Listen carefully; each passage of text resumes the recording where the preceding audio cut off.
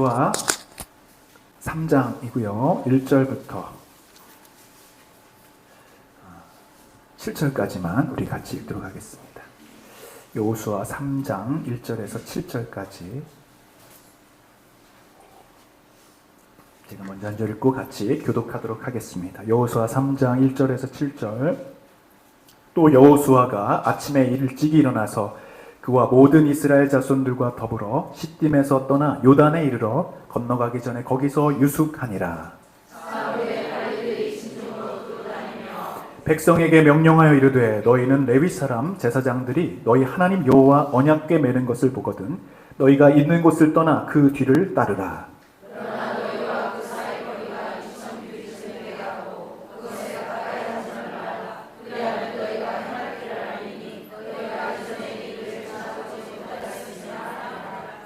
여호수아가 또 백성에게 이르되 너희는 자신을 성결하게 하라.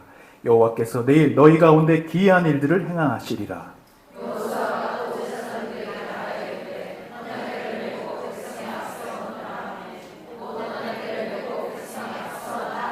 7절 같이 읽습니다. 여호와께서 여호수아에게 이르시되 내가 오늘부터 시작하여 너를 온 이스라엘의 목전에서 크게 하여 내가 모세와 함께 있었던 것 같이 너와 함께 있는 것을 그들이 알게 하리라. 아멘. 아멘. 할렐루야. 아멘. 오늘은 좀 옆에 분들 말고 앞뒤로 좀 한번 인사해 볼까요? 어떤 분이 오셨나요? 이렇게 좀 보시고, 네, 사랑합니다. 축복합니다. 잘 오셨습니다. 네, 또 이렇게 인사합시다. 금요일 날까지 오시니 대단하십니다. 네. 네, 정말 대단하시죠? 네, 감사하고요. 네, 감사합니다. 오늘 우리 이경진 집사님이 수술하신 지 얼마 안 됐는데 너무 은혜가 그립고 하나님 사랑이 그리워서 이곳에 나오셨대요. 지금 부인과 수술하시고 일주일도 안 됐는데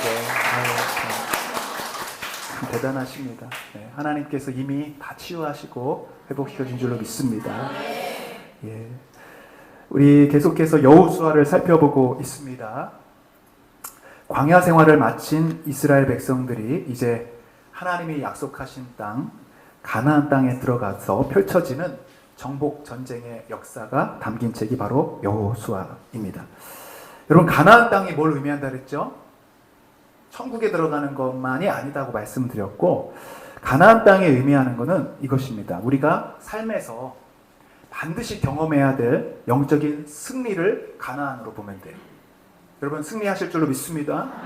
가나안에 우리 들어가야 돼요. 승리해야 됩니다. 우리 가정에 약속하신 하나님의 회복이 바로 가나안이에요. 여러분, 이미 회복이 시작된 줄로 믿습니다. 하나님 가나안을 주셨기 때문에 시작된 거예요. 지금 보이는 눈에 어떤 보여지는 것과는 다른 것입니다. 또 우리 자녀들을 향한 미래의 청사지, 그것이 가나안입니다. 잘 안 그려지시죠?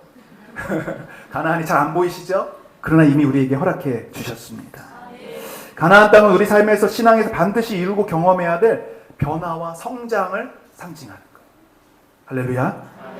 우리 삶에 아름답게 맺혀져야 할 열매들과 축복들도 가나안 땅이라 할 수 있습니다.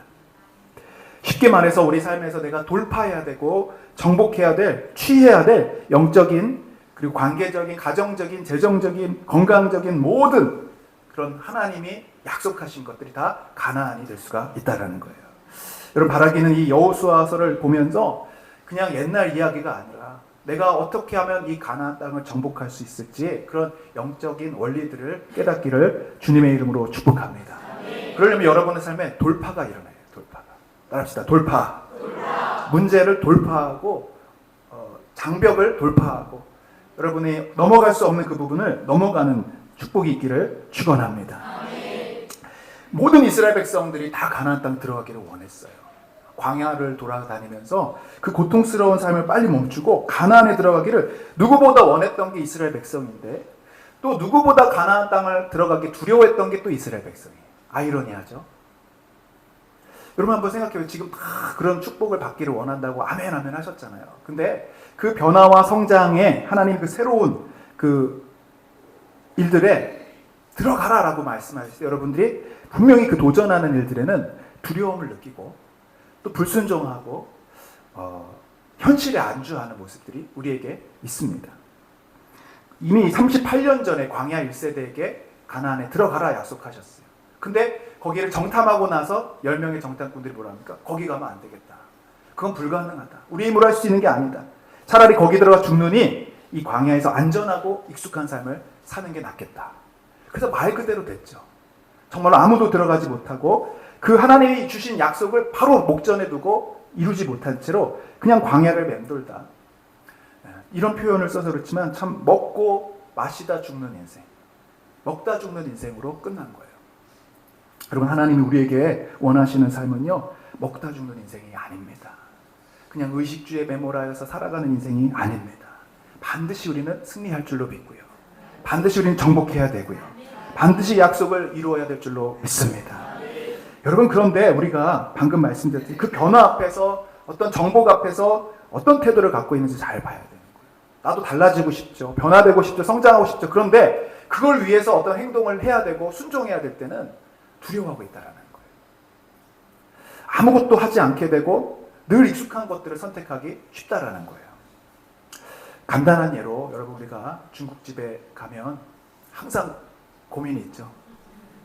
두 가지 중에 어떤 걸 선택해야 되냐. 짜장이냐 짬뽕이냐. 나는 짜장파다. 짬뽕파다.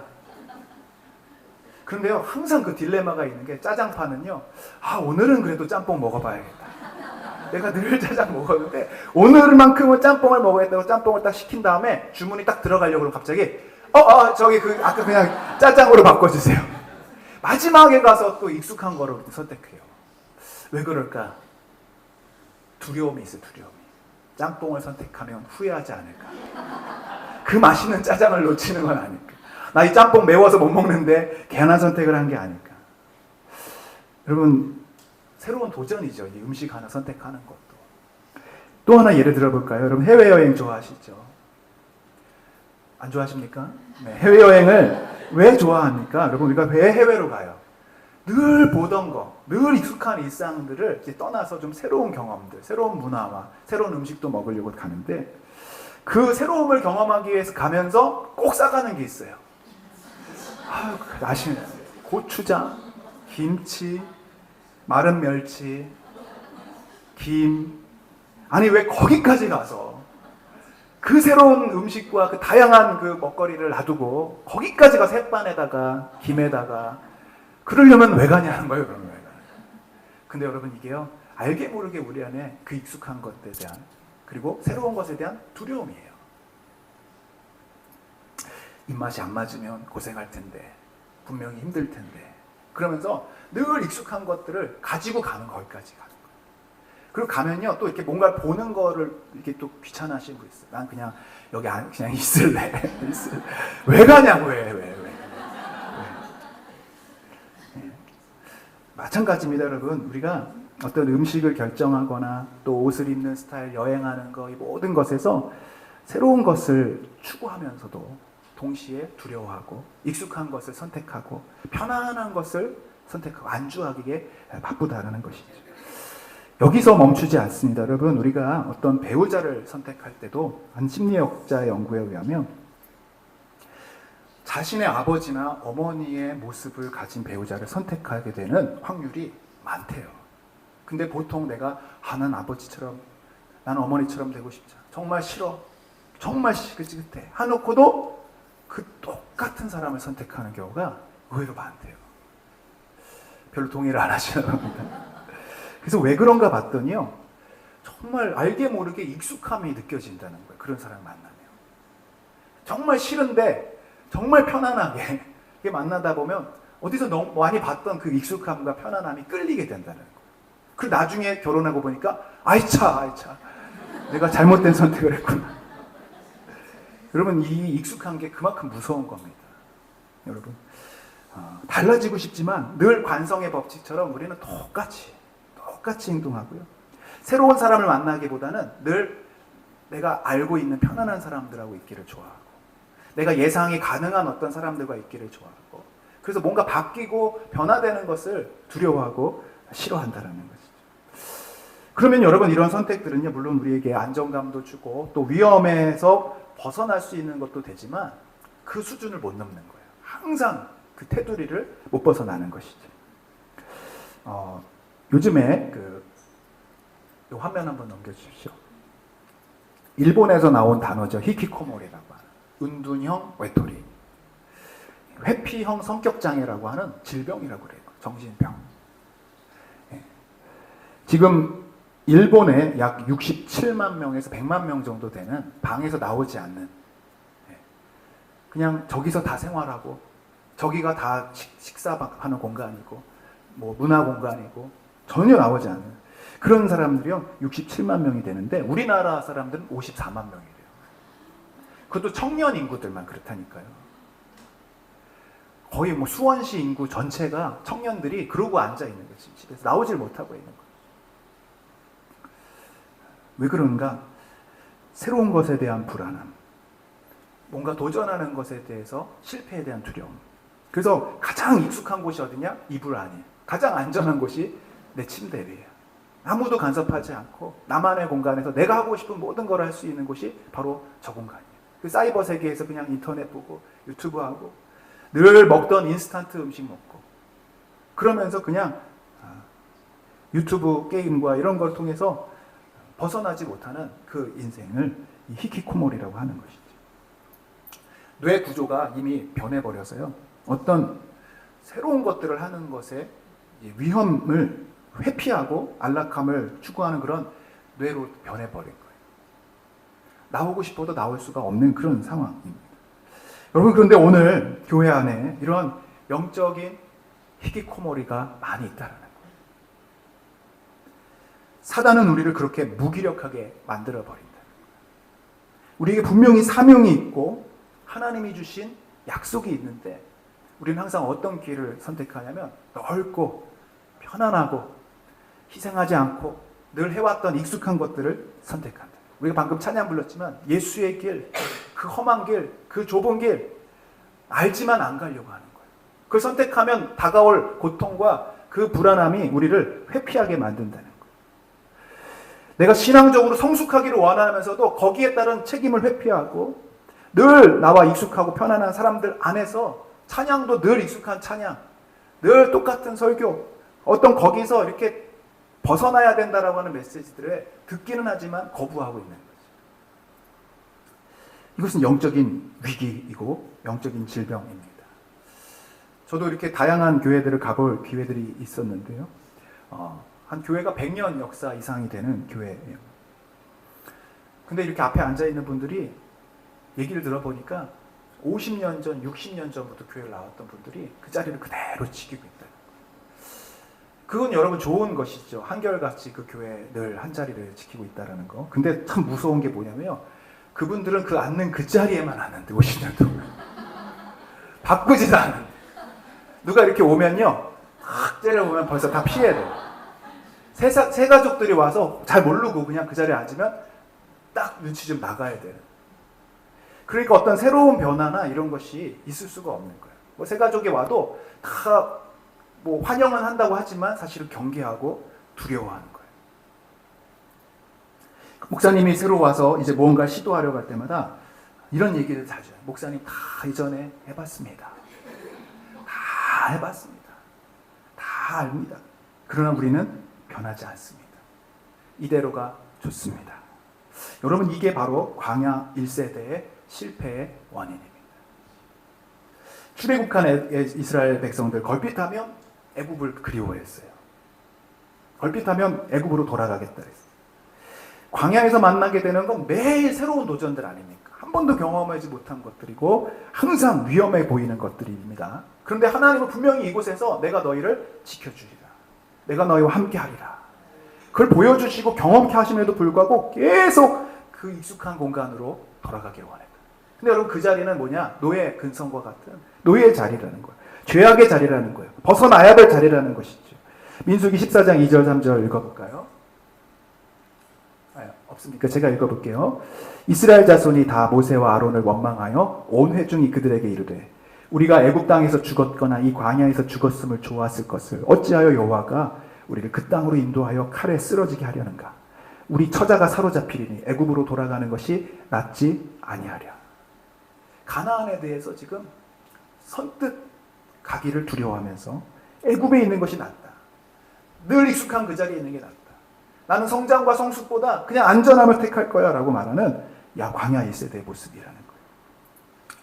자, 그런데 이 여호수아가 이끌어가는 광야 2세대 하나님의 인도 방식을 보면 한 번도 이스라엘 백성들이 가지 않았던 새로운 길, 내 경험과 상식으로는 전혀 이해할 수 없는 그런 방법과 방식으로 이제 인도하기를 시작하십니다. 오늘 1절, 2절을 한번 읽어보겠습니다. 시작. 또 여호수아가 아침에 일찍이 일어나서 그와 모든 이스라엘 자손과 더불어 시딤에서 떠나 요단에 이르러 건너가기 전에 거기서 유숙하니라. 사울 후에 관리들이 진중으로 들어오. 자, 지금 어디에 와 있냐면 이 요단강이라는 곳 바로 앞에 와 있어요. 요단강을 건너기만 하면 이제 이 서편에 있는 가나안 땅을 들어갈 수가 있는 거예요. 그런데 이 요단에 이르기 바로 전에 왜 이것이 지금 이스라엘에게 어려운 문제가 되냐면 그냥 건너기만 하면 되죠. 근데 뭐가 문제냐면 이스라엘에는 건기와 우기가 있어요. 우기라고 하면 지금 장마철 같은 것입니다. 그래서 우리나라 6, 7월과 같은 때 거기가 이제 이스라엘의 3, 4월이에요. 우기가 되면요. 지금 우리 거창에 여기 거기 일교도 이렇게 막 넘어가고 막 그러지 않습니까? 흙탕물이 막 새카만 물들이 막 올라서 다리와 이 제방까지 넘어오는 그런 상황을 상상해 보시면 됩니다. 평소에 건기 때는 요단강의 폭 자체가 30m도 채 안 된다. 그리고 깊이는 50cm에서 1m. 뭐 누구나 건널 수 있는 뭐 물살도 하나도 세지 않는 그냥 개울가 같은 곳이. 근데 우기가 되면 어떻게 되냐? 얘가 30m에서 폭이 1km가 넘어가요. 깊이는 1m에서 4m까지 올라가요. 절대로 갈 수가 없는 그런 상황이에요. 지금 언제냐? 바로 우기라는 거예요. 곡식을 벨 때라는 것입니다.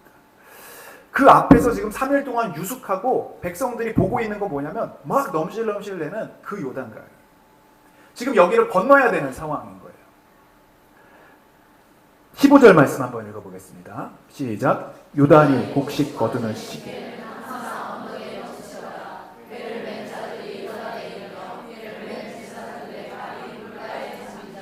예, 바로 물이 넘실넘실하는 그곳에서 지금 텐트를 치고 유숙하고 있는 이 여호수아 이스라엘 백성들에게 여러분 무슨 생각이 제일 먼저 들겠습니까? 가면 물에 들어가다가 우리 빠져 죽는 거 아니야? 왜 하필 다른 때도 아니고 이 우기 때냐? 조금 더 있다가 가면 안 될까? 근데 지금 여호수아가 명령하고 건너라는 거예요. 그럼 여러분 그 지도자의 말이 신뢰가 되겠어요? 안 되죠. 내 경험상, 내 지혜로는 더 있다가 돌아가거나 이 시기를 벗어가야지 익숙한데 하나님께서는 이상하게 그런 상황과 환경으로 몰아가신다는 거예요. 여러분 그러면 우리는 이렇게 불평하죠. 하나님 도대체 왜 이렇게 우리를 이런 방식으로 인도를 하십니까? 그때 4절에 하나님께서 이렇게 말씀을 하십니다. 4절 말씀 시작. 그러나 너희가 그 사이 거리가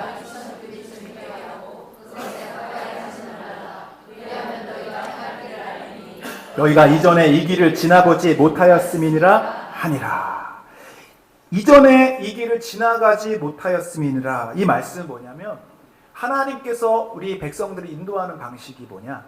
한 번도 우리가 가보지 않았던 길, 한 번도 경험하지 못하고 편안하고 익숙한 길이 아니라 새롭고 하나님을 의지하지 않으면 안 되는 그 길로 우리를 인도하신다는 거예요.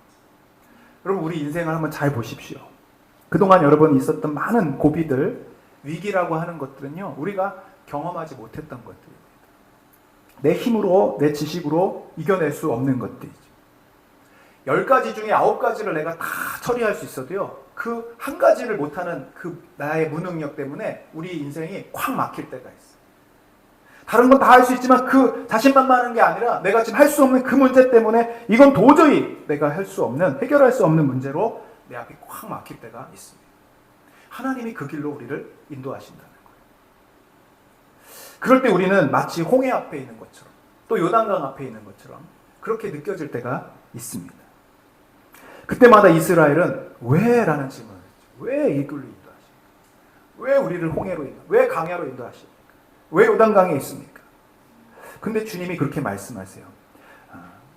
한 번도 가보지 않은 길. 내가 그것을 인도하는 방식이다. 그러면서 여기서 우리는 두 가지를 기억해야 돼요. 왜 그 길로 인도하시는지를 알아야 됩니다. 우리 5절 말씀 한번 읽어보겠습니다. 시작. 여호수아가 백성에게 이르되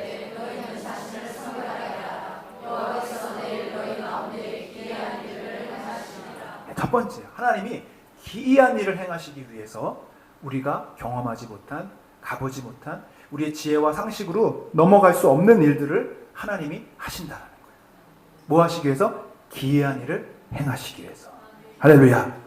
기이한 일이 뭡니까? 여러분, 이건 꼭 기적만을 말하는 게 아닙니다. 기이한 일은 내 지식으로, 내 이성으로, 내 경험으로 넘어선 방식으로 일하는 하나님의 일을 기이한 일이라고 하는 거예요.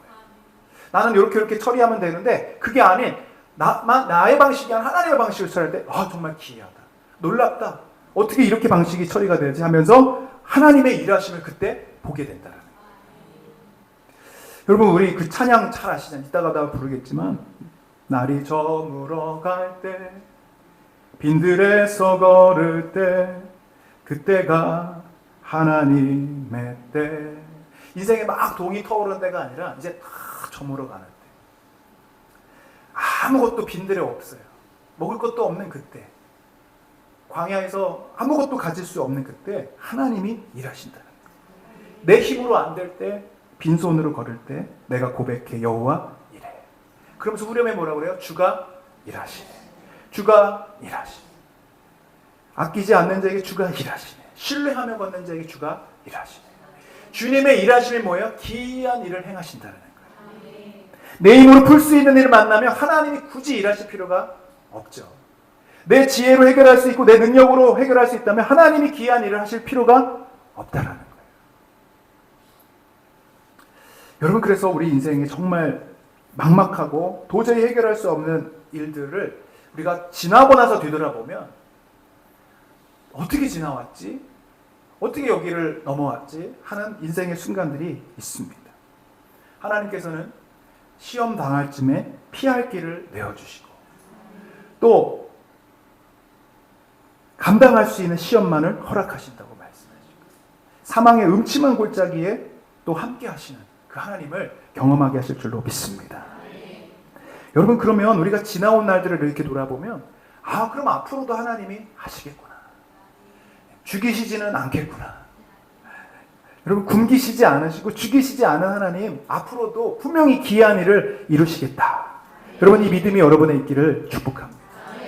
한 번도 가보지 않은 길, 정말 어려운 상황과 앞에서 우리는 하나님 기이한 일을 할 거라는 그 믿음과 함께 또 하나님 우리에게 알려주고 싶은 것이 있어요. 왜 그런 길로 인도하는지 7절 말씀 한번 읽어보겠습니다. 시작. 여호와께서 여호수아에게 이르시되 내가 오늘부터 시작하여 너를 온 이스라엘의 목전에서 크게 하여 내가 모세와 함께 있었던 것 같이 너와 함께 있는 것을 그들이 알게 하리라. 내가 너와 함께 있는 것을 알게 하시려고, 그러려고 우리에게 이런 가보지 않은 길, 어려운 길, 막막한 요단강과 같은 그 앞에 우리를 있게 하신다는 거예요. 오늘부터 시작하여 내가 이제 너와 함께 있는 것을 세상 사람도 알게 하다. 10절 말씀을 읽어보겠습니다. 10절 시작. 또 말하되 살아계신 하나님 너희 가운데 계시사 길가스 족속과 아모리 족속과 여부스 족속을 너희 앞에서 반드시 쫓아내실 것을 이것으로 너희가 알리라. 그들이 알게 하리라. 너희가 알리라. 하나님이 함께 하시는 역사를 알게 하려면 우리가 할 수 없는 상황으로 가야 되는 거예요. 요단강에 왜 지금 한참 우기인 때를 건너라 하시냐? 하나님이 일하시겠다는 거예요. 하나님이 함께함을 보여주겠다는 거예요. 풍랑을 만난 제자들이 큰 광풍이 일어났어요. 예수님은 그 밑에서 베개를 메고 잠을 자고 계시는 거예요. 막 난리가 났어요. 그러면서 제자들이 예수님을 깨웠습니다. 선생님이요, 우리가 죽게 된 것을 왜 돌아보지 않습니까? 여러분, 이게 우리가 하는 말들이죠. 왜 하나님 지금 이 상황을 돌보지 않습니까? 그때 예수님이 일어나셔서 바람을 꾸짖으시며 바다더러 이르시되 잠잠하라 고요하라 하시니 바람이 그치고 잔잔하여집니다. 그러면서 예수님이 제자들에게 이르시되 어찌하여 이렇게 무서워하느냐? 너희가 어찌 믿음이 없느냐? 그때 제자들은 심히 두려워하며 그가 누구이기에 바람과 바다도 순종하는가 하였더라. 깨닫게 된 거예요. 늘 밑에서 잠을 주무시고 계셨는데 나와 함께 하시는 줄을 알고는 있었지만 정말로 나와 삶 속에 나를 돌보고 계신다는 걸 몰랐는데 뭘 만나니까 알게 됩니까? 풍랑을 만나니까 알게 돼요. 풍랑을 만나기 전까지는 옆에 계셔도 모르고 있는 거예요. 하나님이 함께 하시는지도 모르고 있는 거예요. 그러나 풍랑 속에서 하나님의 능력을 경험하게 되고 나와 함께 하심을 알게 되고 그 능력의 하나님이 지금 내가 너와 함께 있어 이것을 알려주시기 위해 우리를 한 번도 경험하지 못한 가보지 못한 정말 내 힘으로 할 수 없는 그 일들 가운데 우리를 인도하신다는 거예요. 우리가 지난주에 여호수아 2장을 살펴보았습니다만 라합이 그런 고백을 하지 않습니까? 10절 말씀 한번 읽어볼게요. 여호수아 2장 10절 시작. 시작. 이는 너희가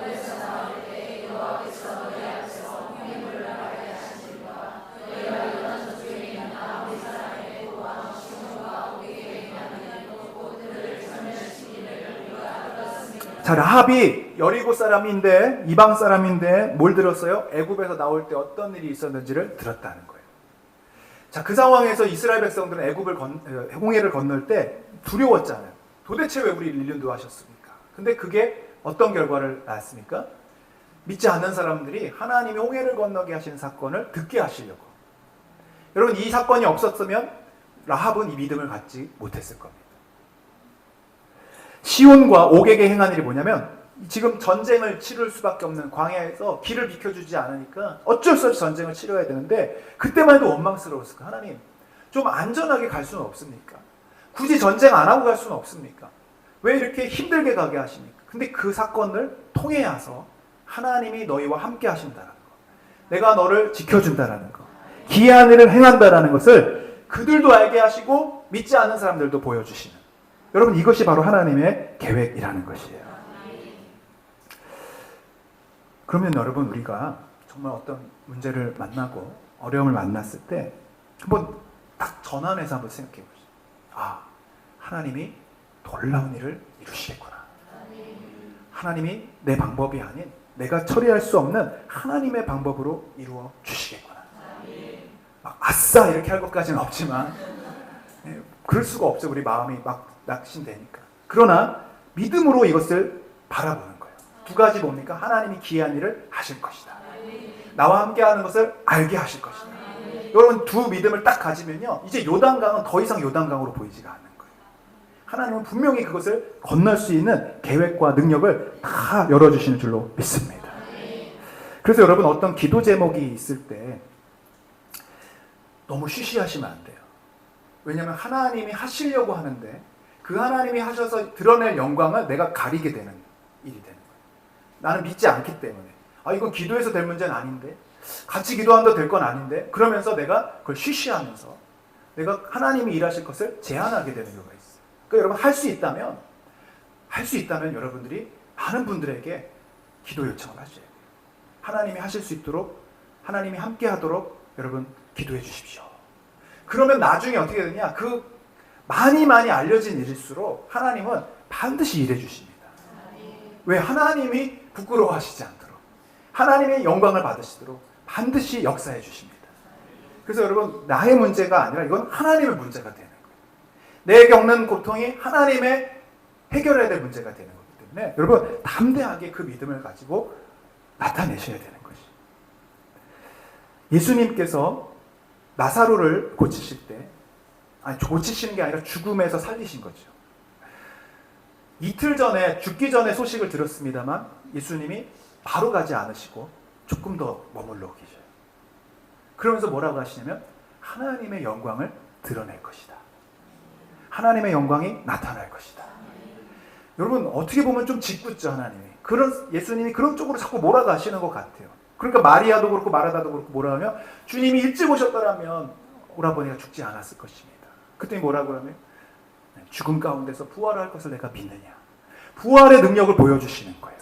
죽음 가운데 살리시는 능력을 보여주시는 거예요. 우리의 타임프레임은, 우리의 시간표는 그냥 죽으면 끝이지만 하나님의 계획에서는 죽어도 살리는 계획이 있으십니다.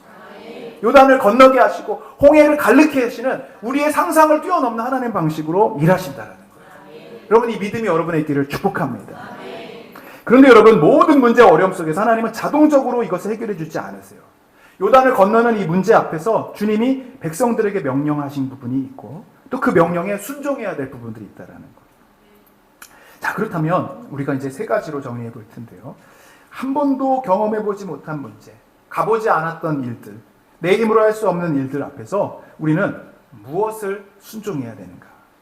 우리 3절 말씀 읽어보겠습니다. 시작. 백성에게 명령하여 이르되.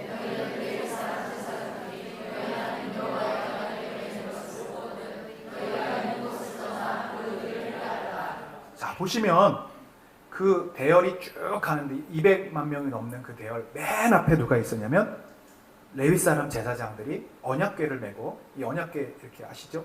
금색으로 된 상자인데 그 안에는 십계명이 들어있고 아론의 지팡이가 들어있고 만나 항아리가 들어있어요. 이 세 가지가 의미하는 것은 하나님의 임재를 말하는 거예요. 특별히 십계명은 하나님의 말씀을 의미하는 거예요. 그러니까 언약궤를 앞에 메고 제사장이 맨 앞으로 가라. 이건 뭐냐? 말씀을 따라가야 된다는 걸 말하는 거예요. 하나님의 말씀을 먼저 앞세워야 된다는 거예요. 내 생각이 아닌 하나님의 말씀이 항상 우리 앞에 따라가고 우리는 순종해야 된다는 것을 말씀하시는 거예요. 자, 뒤에 이제 2000규빗 거리를 두라고 했는데 약 1km 정도 되는 거예요. 뒤에서 백성들이 뭐만 쳐다보고 있냐면 요단강을 보는 게 아니에요. 막 넘실넘실 되는 걸 보는 게 아니라 그 언약궤를 맨 제사장들을 보는 거예요. 그들의 발을 막 집중해서 보는 거예요. 그들이 요단강을 막 밟고 들어가는 그 장면들에 온전히 집중하고 그 인도하신 하나님을 바라보게 되는 것이죠. 여러분, 요단강을 돌파하는 놀라운 비결은 우리가 하나님의 기이한 일을 경험하기 위해서는 하나님의 말씀을 항상 순종하셔야 됩니다. 하나님의 말씀을 따라가셔야 됩니다. 우리 앞에 어떤 문제를 보고 사람을 보고 환경을 보는 게 아니라 하나님의 말씀을 분명히 따라갈 때 놀라운 기적이 일어날 줄로 믿습니다. 여호수아 1장 8절 뭐라고 말씀하십니까? 읽어볼까요? 시작. 이 율법책을 내 입에서 떠나지 말게.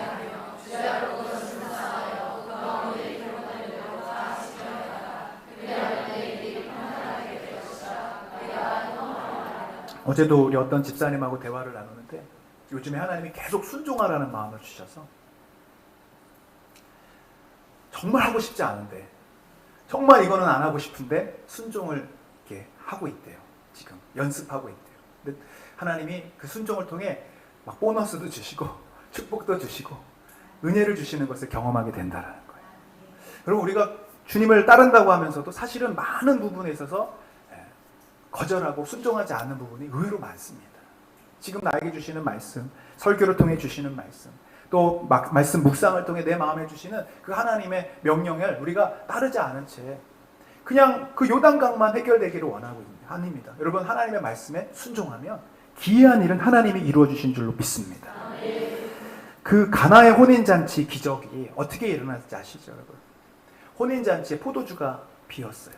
위기가 온 거예요. 여러분, 삶에 어떤 결핍의 문제가 있고 모자람의 문제가 있고 해결돼야 되는 어떤 문제가 있을 때 우연이 아니라는 것을 아셔야 돼요. 이건 해결하실 하나님의 방법이 있다라는 거예요. 그때 예수님의 어머니 마리아가 하인들에게 이렇게 말합니다. 요한복음 2장 5절 시작. 그의 어머니가 하인들에게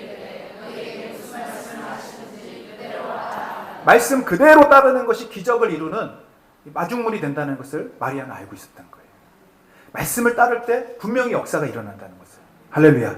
11절 보겠습니다. 시작. 예수께서 이 첫 표적을 갈릴리 가나에서 행한 그의 영광을 나타내시고 제자들이 그를 믿으니. 여러분, 이게 패턴이에요. 순서예요. 불가능한 일이 있고 내 힘으로 할 수 있는 일이 있고 그 다음에 순종하게 하시고 그러면 누가 영광을 받아요? 하나님이 영광을 받고 그 다음에 자동적으로 사람들이 믿게 되는 역사가 일어나요. 이게 모든 하나님이 일하시는 패턴입니다. 방식입니다. 할렐루야.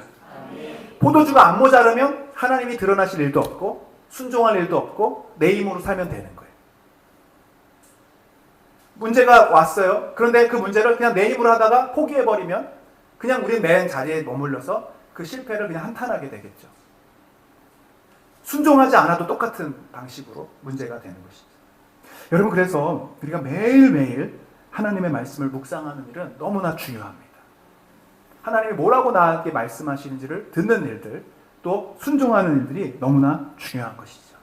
주일날 선포되는 말씀, 수요일, 금요일 여러분 말씀을 많이 듣는 것도 중요하지만 주신 말씀 한 가지라도 우리가 순종하고 아멘으로 따라가시고 그러면 하나님이 기이한 기적과 표적을 이루어 주실 줄로 믿습니다.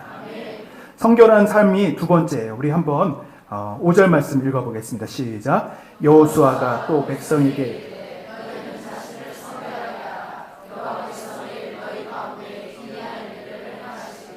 내 힘으로 할 수 없는 어떤 놀라운 기적과 기이한 일들을 이루시기 전 하나님 우리에게 명령하시는 게 뭐냐면 첫 번째는 언약궤를 따르라는 것이고 두 번째는 성결하라는 거예요. 여러분 자신을 성결하라고 하는 것은요. 나의 인간적인 욕구와 욕심을 자제하고 하나님의 말씀에 어긋난 행동을 하지 않고 죄를 짓지 않도록 노력하라는 것입니다. 이제 하나님이 일하시기 시작할 텐데 하나님의 일하심 속에는 반드시 거룩함이 있어야 돼요. 깨끗함이 있어야 되는 거예요. 성결함이 있어야 되는 거예요. 할렐루야. 이 하나님이 일하시는 건 마치 전쟁과 같습니다. 하나님이 싸우시겠다는 거예요. 근데 그 하나님의 전쟁은 마치 예배와도 같은 거예요. 우리의 힘을 막 키워서 싸우는 게 아니라 거룩함으로 하나님이 일하시기 시작하는 거예요. 교회가 여러분 막 재정을 가지고 놀라운 일들을 이루는 게 아니라요. 우리 교회가 거룩하고 성결하고 깨끗할 때 하나님이 일하시는 줄로 믿습니다. 하나님은 거룩하지 못한 곳에서 절대로 일하실 수가 없어요. 우리 가정 안에 죄가 가득할 때 하나님은 일하실 수가 없습니다. 내 내면 안에 숨겨놓은 죄가 있고 하나님이 기뻐하지 않는 사람들이 계속하면서도 하나님 도와주세요. 하나님 도와주세요. 할 수 없다는 거예요. 먼저 회개하시고 깨끗하게 우리의 마음을 성결하게 하는 것. 여러분 이것이 중요한 줄로 믿습니다. 디모데후서 2장 20절 우리 22절까지 읽어보겠습니다. 시작. 큰 집에는 은그릇뿐만 아니라 나무 그릇과 질그릇도 있어 귀하게 쓰는 것도 있고 천하게 쓰는 것도 있는 그러므로 누구든지 이런 것에서 자기를 깨끗하게 하여 귀히 쓰는 그릇이 되어 거룩하고 주인의 쓰심에 합당한 모든 선한 일에 준비함이 되리라. 또한 너는 청년의 정욕을 피하고 주를 깨끗한 마음으로 부르는 자들과 함께 의와 믿음과 사랑과 화평을 따르라. 아멘. 하나님이 누구를 쓰십니까? 금그릇을 쓰는 게 아니고 은그릇을 쓰는 게 아니고 깨끗한 그릇을 쓰는 줄로 믿습니다. 하나님 보실 때 내가 깨끗한지 날마다 나 자신을 성령의 불로 태우고 예수님의 보혈로 깨끗하게 하고 하나님이 보실 때 합당한 마음이 될 수 있도록 준비되면요 하나님이 우리를 통해 놀라운 기이한 일을 이루실 줄로 믿습니다. 여러분 우리 교회가 성결한 교회 되기를 원합니다. 그래서 성결교회 아닙니까? 이름은 성결한데 하는 짓은 지저분한 일들을 하고 부정직하고 또 세상 사람들 손가락질 받는 일들이 있다면 여러분 우리가 회개해야 되는 것이죠. 고린도 교회 안에는 수많은 음행의 문제가 있었습니다. 우상 숭배가 문제가 있었습니다. 근데 그걸 자체적으로 해결할 자정 능력이 없었어요. 아마 그 교회에 어떤 유능한 사람들이 그런 문제들을 저지르고 있었던 거예요. 어느 누구도 해결할 수가 없는 그 세상 법정으로 막 가는 일들 가운데 고린도 교회에게 뭐를 말하냐면 그 음란을 피하고 정결하고 성결할 것을 말씀하고 있는 것이죠. 하나님 우리 교회 안에 놀라운 일들을 이루실 줄로 저는 믿습니다. 그 부흥과 그 놀라운 하나님의 일 앞에 먼저 우리 자신이 깨끗하고 성결하게 되기를 주님의 이름으로 축복합니다. 마지막입니다. 여러분 우리가 가나안 정복을 위해 돌파를 위해 또 해결할 수 없는 우리 힘으로 할 수 없는 그 가보지 않은 길의 승리를 위해서 우리가 해야 될 일은 바로 믿음입니다. 믿음. 우리 15절 16절 읽어보겠습니다. 시작. 요단이 곡식 거두는 시기에 항상 언덕에 넘치다. 궤를 맨 자들이 요단에 이르며 궤를 맨 제사장들의 발이 물가에 잠기자 곧 위에서부터 흘러내리던 물이 그쳐서 사르단에 가까운 매우 멀리 있는 아담 성읍 변두리에 일어나 한 곳에 쌓이고 아라바의 바다 여매로 향하여 흘러가는 물은 온전히 끊어진 백성이 여리고 앞으로 바로 건널 때 17절 여호와의 언약궤를 맨 제사장들은 요단 가운데 마른 땅 굳게 섰고 그 모든 백성이 요단을 건너기를 마칠 때까지 모든 이스라엘은 그 마른 땅으로 건너갔더라. 아멘. 어떤 상황입니까? 지금 제사장들이 법궤를 메고 언약궤를 메고 그 넘실넘실 막 흙탕물이 막 가득한 그 시커먼 그 강물에 첫 발을 탁 내딛었어요. 그리고 이제 모든 체중을 실어서 언약궤가 있지 않습니까? 그 발에 체중을 싣고 탁 빠져야 되는 그런 상황이에요. 깊이가 여러분 물론 수심이 제일 깊은 곳이 3, 4m니까 그 앞에는 뭐 깊지는 않겠지만 여러분 위험하지 않습니까? 그 빠른 물살에 발을 내딛는 순간에 휩쓸려 갈 수도 있고 죽을 수도 있는 상황이에요. 근데 제사장들이 믿음으로 그 첫 발을 딱 순종으로 내딛는 거예요. 그 4명의 제사장들이 모두가 그 발을 딱 집어넣는 그 순간 어떤 현상이 있습니까? 갑자기 위에서 내려오던 분들이 갑자기 무슨 나무 상자 쌓듯이 탁탁 멈추면서 멈추기 시작하는 그 발 앞에 마치 그 발이 댐 역할처럼 물이 더 이상 흘러나올 수 없도록 벽을 만들어 버려요. 여러분 홍해의 기적과 이 요단강의 기적은 동일한 물의 자연현상을 역류하는 기적이지만 다른 점이 하나 있어요. 홍해는 뭡니까? 하나님이 미리 갈라주셨어요. 갈라주시고 그냥 걸어가기만 하면 됐어요. 근데 이번에 요단강의 기적은 어때요? 믿음으로 누군가가 첫 발을 디뎠어야 되는 거예요. 이 제사장들이 헌신하고 자신의 목숨을 건 이 위험한 순종을 했을 때 멈추기 시작한 거예요. 할렐루야. 그 뒤에서 이 백성들이 그 모습을 보고 깜짝 놀라는 거죠. 하나님이 귀한 일을 하시는구나. 이제 일하시기 시작하는구나. 이 가나안 땅은 우리의 것이구나 하면서 믿음으로 막 따라가기 시작하는 거예요. 할렐루야. 여러분 교회 안에서도요. 이 믿음이 사람들에게 이렇게 생겨나는 그것이 물론 그 각자가 해야 될 문제이기도 하지만요.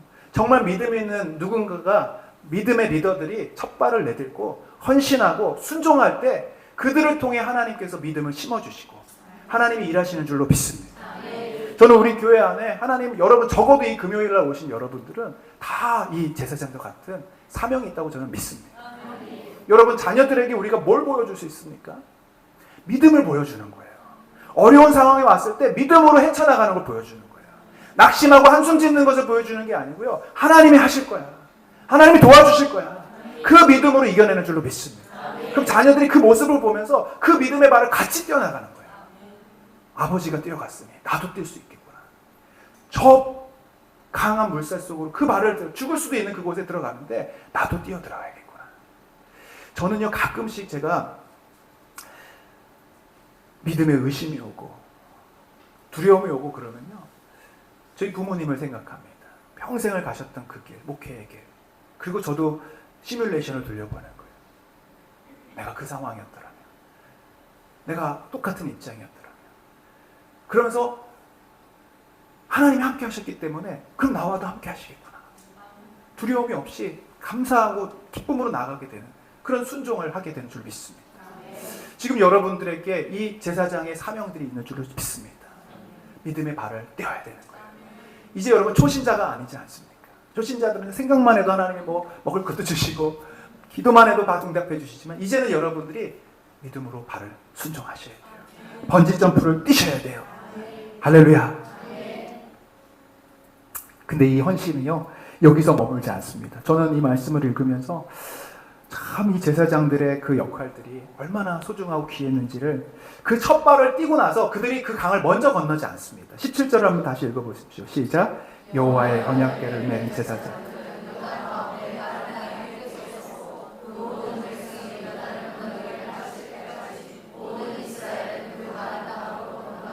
무슨 얘기입니까 여러분? 쭉 건너다가 이제 벽이 생겨지 않습니까? 말라졌지 않습니까? 그 가운데 계속 서 있는 거예요. 백성들이 다 지나갈 때까지 마치 그 댐이 물이 오는 걸 막는 댐 역할처럼 그들이 서 있는 그 자리가 벽이 되어버렸어요. 다 지나갈 때까지 들고 서 있는 거예요. 여러분 200만 명이 지나간다고 생각했어요. 1km가 되는 그 폭을 지나가야 얼마나 걸릴까요?